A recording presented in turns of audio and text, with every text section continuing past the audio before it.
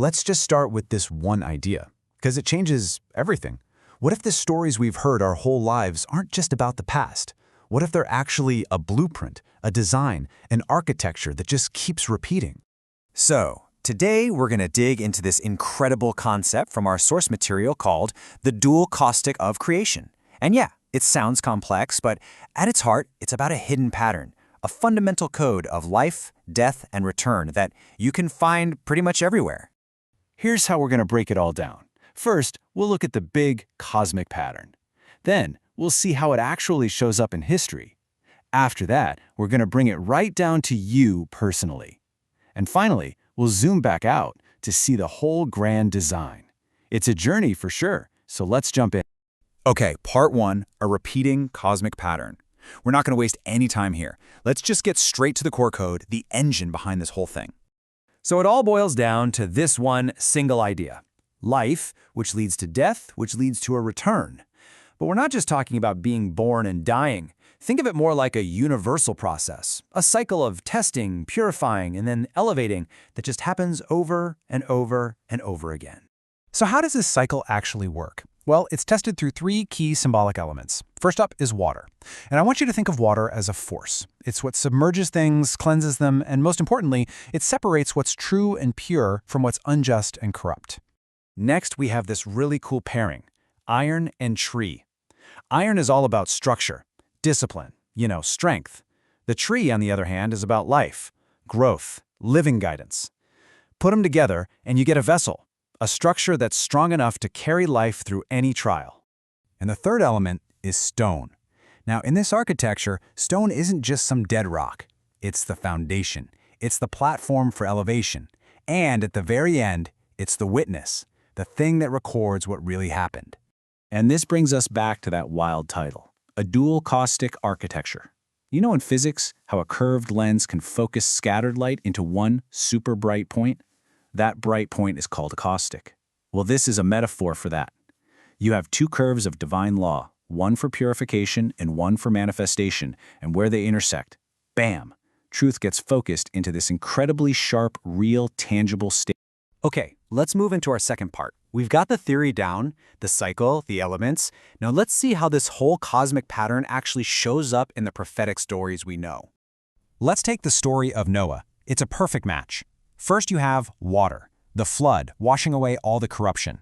Then you get iron and tree, the boat itself, made of planks and nails, which preserves truth. And where does it end up? It rests on a mountain, Mount Judi, which is stone, acting as the final witness to their survival and elevation. See, the pattern is exact. And here's where it gets really, really interesting. The pattern repeats, but the roles of the elements kind of shift. This time, the cycle starts with Ibrahim smashing idols, showing that stone on its own can be lifeless. Then the water element comes back to drown the oppressors, wiping out their power. And finally, stone is redeemed when Musa receives the law on the stone tablets of Mount Sinai. The same elements are there, but they're being used in a new way. This next part shows a kind of leveling up of the tree element. We see this lineage that represents a higher kind of kingdom. You have Dawood, or David, who softens the iron of discipline into beautiful praise. You have Solomon, whose kingdom is based on wisdom, not just brute force. And then you have Isa, Jesus, born under a palm tree, symbolizing pure, untainted knowledge.